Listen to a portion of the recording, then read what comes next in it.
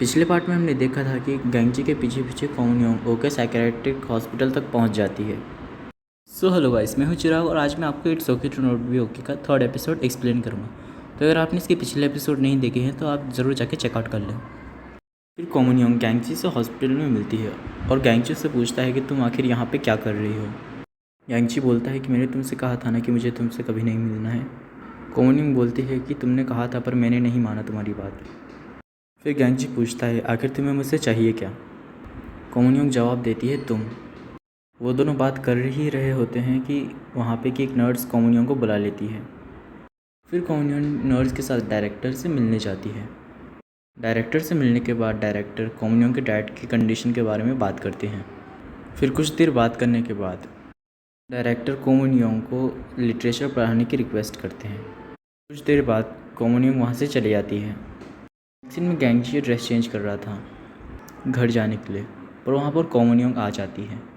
गैंगजी से बाहर जाने के लिए बोलता है पर कोमोनियोंग उसे परेशान करने लगती है, तो उसे खींचकर बाहर ले जाने लगता है, पर वहीं पर जूरी आ जाती है।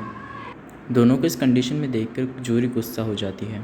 कोमोनियोंग और जूरी दोनों साथ में बाहर जाते और बात करने लगती हैं।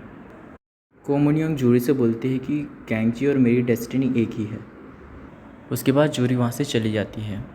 गैंगजी भी हॉस्पिटल से अपने घर जाने लगता है, पर रास्ते में कोमोनियोंग उसे रोक लेती है और उसे अपने कार में चलने का ऑफ़र करती है, पर गैंगजी मना कर देता है। वो उसे काफ़ी इंसिस्ट करती है पर वो मना कर देता है। फिर आखिर में कोमोनियोंग खुद चली जाती है और गैंगजी भी अपने रास्ते घर चलने लगता है। फिर हमें रात का सीन दिखाया जाता है जहाँ पे कोमोनियोंग ड्राइविंग कर रही थी, पर रास्ते में उसे लाल आंखें दिखाई देती हैं जिनसे वो डर जाती है और वो कार को अचानक से रोक देती है। पर सामने एक हिरन था, कोमोनियोंग के कार के सामने चिल्ला रहा था। ये देखकर कोमोनियोंग काफ़ी गुस्सा हो जाती है और वो भी हिरन के साथ चिल्लाने लगती है। ये सीन काफ़ी फ़नी वे में दिखाई गई है। बाद में गैंगजी और जूरी साथ में ग्रोसरी का सामान लेकर अपने घर जा रहे थे। गैंगजी जूरी के घर रेंट पर रह रहा था। कोमोनियोंग भी ड्राइविंग करते करते अपने घर तक पहुंच जाती है। नेक्स्ट सीन में कोमोनियोंग का मैनेजर अपने असिस्टेंट को बताता है कि कोमोनियोंग का पुराना घर श्रापित है और वहाँ उसे नहीं जाना चाहिए। उसी घर में उसके माँ बाप दोनों बर्बाद हो गए थे और कोमोनियोंग अनाथ हो गई थी। अगले सीन में हमें गैंगजी, सैंगजी, गैंगजी का बेस्ट फ्रेंड जूरी और जूरी की मॉम डिनर करते हुए दिखाई देते हैं। तो सभी लोग साथ में खाना एंजॉय कर रहे थे और वो डिनर करते करते काफ़ी सारी बातें भी करते हैं। पर दूसरी तरफ कोमोनियोंग अपने घर में अकेली बैठी हुई थी। फिर कुछ देर बाद कोमोनियोंग सो जाती है, पर सोते वक्त उसे वापस से डरावने सपने आने लग जाते हैं जिनसे वो काफ़ी ज़्यादा डर जाती है। पर उसके सपने में गैंगजी आ जाता है जिससे वो काफ़ी ज़्यादा शांत हो जाती है। नेक्स्ट डे हॉस्पिटल में एक नया पेशेंट आता है जो कि एक मिनिस्टर का बेटा था और वो साल में एक पर्टिकुलर डे में पागल हो जाता है और अजीबोगरीब हरकतें करने लगता है।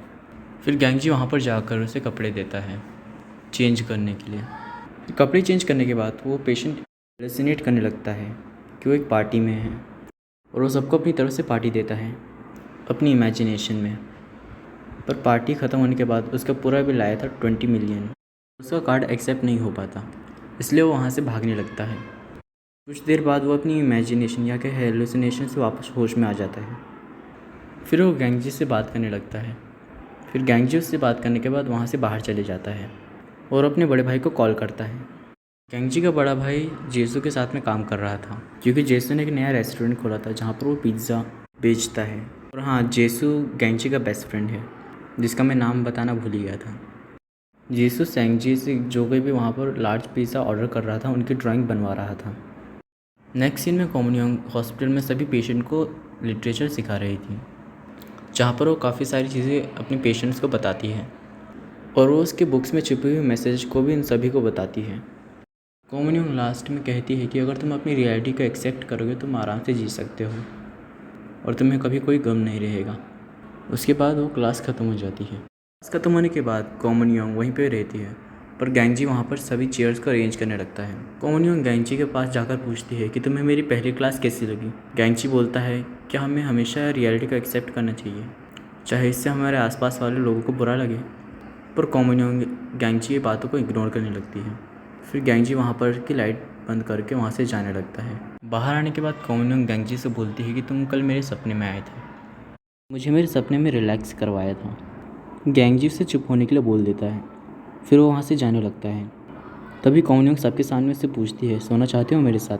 गैंगजी काफ़ी ज़्यादा ऑकवर्ड होकर कौन को बाहर लेकर आता है, उसे अपनी सारी हरकतों को बंद करने के लिए बोलता है। फिर कुछ देर बाद बात करने के बाद वो दोनों अपने अपने रास्ते चले जाते हैं। नेक्स्ट सीन में हमें सेंगजी दिखाया जाता है, जो कि हॉस्पिटल में आया हुआ था। पर सेंगजी कौन को जाते हुए देख लेता है, पर रास्ते में उसे गैंगजी मिल जाता है। सेंगजी बोलता है कि उसने वहाँ पर कौन को देखा है, पर गैंगजी बोलता है कि वो शायद तुमने किसी और को देखा होगा। आज हमें कुछ काम है, चलो मेरे साथ चलो। फिर सेंगजी गैंगजी के साथ डायरेक्टर से मिलने जाता है। डायरेक्टर से मिलने के बाद सेंगजी डायरेक्टर से बात करने लगता है। कुछ देर बात करने के बाद सेंगजी अपनी ड्राइंग्स डायरेक्टर को दिखाता है। डायरेक्टर सेंगजी की ड्राइंग्स की काफ़ी तारीफ़ करते हैं। डायरेक्टर सेंगजी को एक काम देते हैं। वो कहते हैं कि ये जो खिड़की है उसकी एक प्रॉपर इमेज तुम वहाँ पर दीवार पर बना देना। फिर सेंगजी पूछता है कि अगर मैं ये ड्राइंग आपके लिए बना के दे दूँ तो आप मुझे कितनी फ़ीस दोगे? गैंगजी और डायरेक्टर सेंगजी की ये बात सुनकर काफ़ी हैरान हो जाते हैं। डायरेक्टर बोलते हैं कि मैं तुम्हें तुम्हारी ड्राइंग के हिसाब से पैसे दूंगा। घर पहुंचकर सेंगजी अपने बचाए हुए पैसों को देख रहा था, तो गैंगजी भी उसे देख लेता है और पूछता है कि तुमने आखिर कितने पैसे बचाए हैं, पर सेंगजी मना कर देता है। फिर गैंगजी पूछता है कि तुम्हें आखिर कितने पैसे बचाने हैं। फिर सेंगजी जवाब देता है 3,28,90,000 वॉन। ये सुनकर गैंगजी हैरान हो जाता है और वो पूछता है कि तुम आखिर इतने सारे पैसों से क्या खरीदोगे। सेंगजी उसे बताता है कि वो एक कैंपिंग कार खरीदना चाहता है, जिससे उन्हें बार बार घर बदलना ना पड़े। पर गैंगजी ये सब सुनकर सेंगजी को गले लगा लेता है और वो कहता है मुझे कार गाड़ी पैसे कुछ नहीं चाहिए। वो कहता है मुझे सिर्फ तुम चाहिए। फिर नेक्स्ट डे वही पेशेंट जो कि कल आया था, तो मिनिस्टर का बेटा भी है, उस हॉस्पिटल से भागने लगता है। वहाँ का एक वर्कर गैंगजी को कॉल करता है और उसे बताता है ये सारी कंडीशन। तब गैंगजी और जूरी साथ में हॉस्पिटल ही आ रहे थे। कुछ देर बाद वो पेशेंट कॉमनियों के सामने आ जाता है और कॉमनियों के सब अपने साथ लेकर वहाँ से जाने लगती है। फिर हॉस्पिटल के वर्कर गैंगजी को बताते हैं कि वो उस पेशेंट को लेकर वहाँ से चली गई। फिर गैंगजी कॉमनियों को वहाँ पर रोकने आता है। वो कॉमनियों की कार के सामने आ जाता है, पर कॉमनियों कार की स्पीड स्लो नहीं करती, वो कार की स्पीड उल्टा बढ़ा देती है। पर गैंगजी से टकराने से पहले कॉमनियों काफ़ी तेज़ी से ब्रेक लगा देती है। कार रुकने के बाद गैंगजी कॉमनियों और उस पेशेंट को बाहर निकलने के लिए बोलता है, पर कॉमनियों वापस से ड्राइविंग स्टार्ट कर देती है। फिर गैंगजी जूरी से उसकी कार लेकर कॉमनियों के पीछे लग जाता है और पुलिस भी कॉमनियों की गाड़ी के पीछे लग जाती है।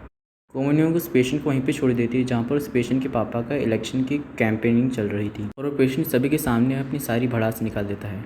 वो सारी बातें बोल देता है जो उसके दिल में काफ़ी सालों से भरी हुई थी। वो सबके सामने बोलता है कि मैं पागल हूँ, मैं अपने परिवार में सबसे बेवकूफ़ हूँ। अपने दिल की सारी बात सभी के सामने बोल देता है, जिसे देखकर गैंगजी भी वहाँ पर कुछ नहीं करता। और गैंगजी उसे देखकर अपने आप को इमेजिन करने लगता है कि किसी दिन वो अपनी सारी भड़ास निकाल देगा। फिर कौनियों गैंगजी के पास आकर उसे बोलती है वो कितने मज़े कर रहा है ना। फिर ये एपिसोड यहीं पर ख़त्म हो जाता है।